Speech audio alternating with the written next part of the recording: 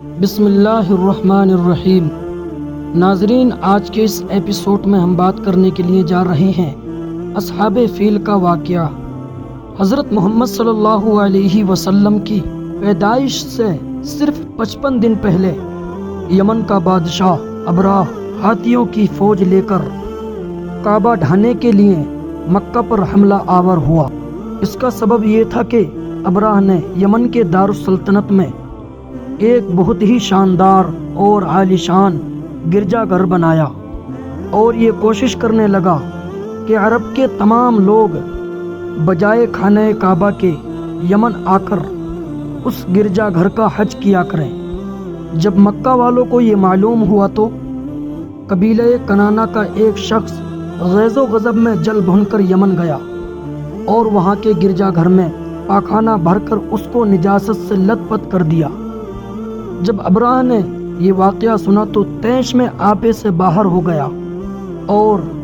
خانہ کعبہ کو ڈھانے کے لیے ہاتھیوں کی فوج لے کر مکے پر حملہ کر دیا، اور اس کی فوج کے اگلے دستہ نے مکے والوں کے تمام اونٹوں اور دوسرے مویشیوں کو چھین لیا۔ اس میں 200 یا 400 اونٹ عبد المطلب کے بھی تھے۔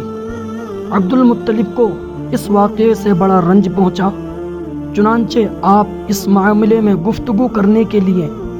اس کے لشکر میں تشریف لے گئے۔ جب ابراہ کو معلوم ہوا کہ قریش کا سردار اس سے ملاقات کرنے کے لیے آیا ہے تو اس نے آپ کو اپنے خیمے میں بلا لیا، اور جب عبد المطلب کو دیکھا، ایک بلند قامت رعبدار نہایت ہی حسین و جمیل آدمی جن کی پیشانی پر نور نبوت کا جاو جلال چمک رہا ہے، تو صورت دیکھتے ہی ابراہ مرعوب ہو گیا اور بے اختیار تخت شاہی سے اتر کر آپ کی تعظیم و تکریم کے لیے کھڑا ہو گیا اور اپنے برابر میں بٹھا کر دریافت کیا، کہیے سردار قریش، یہاں آپ کی تشریف آوری کا کیا مقصد ہے؟ عبد المطلب نے جواب دیا کہ ہمارے اونٹ اور بکریاں وغیرہ جو آپ کے لشکر کے سپاہی ہانک لائے ہیں، آپ ان سب مویشیوں کو ہمارے سپرد کر دیجئے۔ یہ سن کر ابراہ نے کہا کہ اے سردار قریش، میں تو یہ سمجھتا تھا کہ آپ بہت ہی حوصلہ مند اور شاندار آدمی ہیں، مگر آپ نے مجھ سے اپنے اونٹوں کا سوال کر کے میری نظروں میں اپنا وقار کم کر دیا ہے۔ اونٹ اور بکری کی حقیقت ہی کیا ہے؟ میں تو آپ کے کعبے کو توڑ پھوڑ کر برباد کرنے کے لیے آیا ہوں، آپ نے اس کے بارے میں کوئی بھی گفتگو نہیں کی۔ عبد المطلب نے کہا کہ مجھے تو اپنے اونٹوں سے مطلب ہے، کعبہ میرا گھر نہیں بلکہ وہ خدا کا گھر ہے، وہ خود اپنے گھر کو بچا لے گا،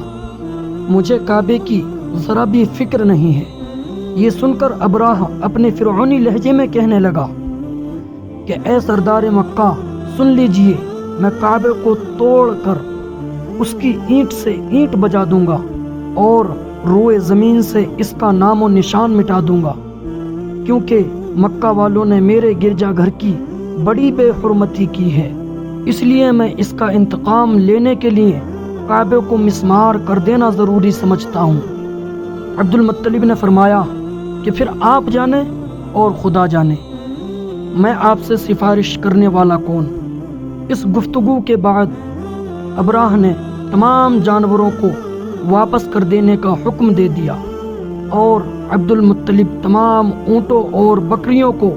ساتھ لے کر اپنے گھر چلے آئے، اور مکہ والوں سے فرمایا کہ تم لوگ اپنے اپنے مال مویشیوں کو لے کر مکے سے باہر نکل جاؤ، اور پہاڑ کی چوٹیوں پر چڑھ کر اور دروں میں چھپ کر پناہ لو۔ مکہ والوں سے یہ کہہ کر پھر خود اپنے خاندان کے چند آدمیوں کو ساتھ لے کر خانہ کعبہ میں گئے، اور دروازے کا حلقہ پکڑ کر انتہائی بے قراری اور گریہ و زاری کے ساتھ دربار باری میں کچھ اس طرح دعا مانگی کہ اے اللہ، بے شک ہر شخص اپنے اپنے گھر کی حفاظت کرتا ہے، لہٰذا تو بھی اپنے گھر کی حفاظت فرما، اور صلیب والوں اور صلیب کے پجاریوں یعنی عیسائیوں کے مقابلے میں اپنی اطاعت شعاروں کی مدد فرما۔ عبد المطلب نے یہ دعا مانگی اور اپنے خاندان والوں کو ساتھ لے کر پہاڑ کی چوٹی پر چڑھ گئے اور خدا کی قدرت کا جلوہ دیکھنے لگے۔ ابراہ جب صبح کو کعبہ ڈھانے کے لیے اپنے لشکر جرار اور ہاتھیوں کی قطار کے ساتھ آگے بڑھا، کچھ دور چلنے پر خود اس کا ہاتھی ایک دم بیٹھ گیا۔ ہر چند مارا اور بار بار للکارا مگر ہاتھی نہیں اٹھا۔ اسی حال میں قہر الہی ابابیلوں کی شکل میں نمودار ہوا اور ننھے ننھے پرندے جھنڈ کے جھنڈ جن کی چونچ اور پنجوں میں 3 کنکریاں تھیں سمندر کی جانب سے حرم کی طرف آنے لگے۔ ابابیلوں کے ان بادل جیسے لشکروں نے ابراہ کی فوجوں پر اس زور و شور سے سنگ باری شروع کر دی کہ آن کی آن میں ابراہ کے لشکر اور اس کے ہاتھیوں کے پرکھچے اڑ گئے۔ ابابیلوں کی سنگ باری خداوند قہار و جبار کے قہر و غضب کی ایسی مار تھی کہ جب کوئی کنکر کسی ہاتھی سوار کے سر پر پڑتا تو وہ اس آدمی کے بدن کو چھیدتا ہوا ہاتھی کے بدن سے پار ہو جاتا تھا۔ ابراہ کی فوج کا ایک آدمی بھی زندہ نہیں بچا اور سب کے سب ابراہ اور اس کے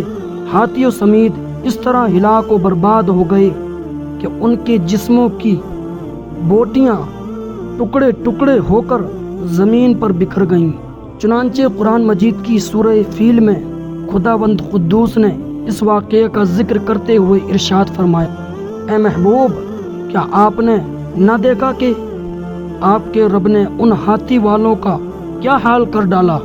کیا ان کے داؤں کو تباہی میں نہ ڈالا اور ان پر پرندوں کی ٹکڑیاں بھیجیں تاکہ انہیں کنکر کے پتھروں سے ماریں تو انہیں چبائے ہوئے بھس جیسا بنا ڈالا۔ جب ابراہ اور اس کے لشکروں کا یہ انجام ہوا تو عبد المطلب پہاڑ سے نیچے اترے اور خدا کا شکر ادا کیا۔ ان کی اس کرامت کا دور دور تک چرچا ہو گیا اور تمام اہل عرب ان کو ایک خدا رسیدہ بزرگ کی حیثیت سے قابل احترام سمجھنے لگے۔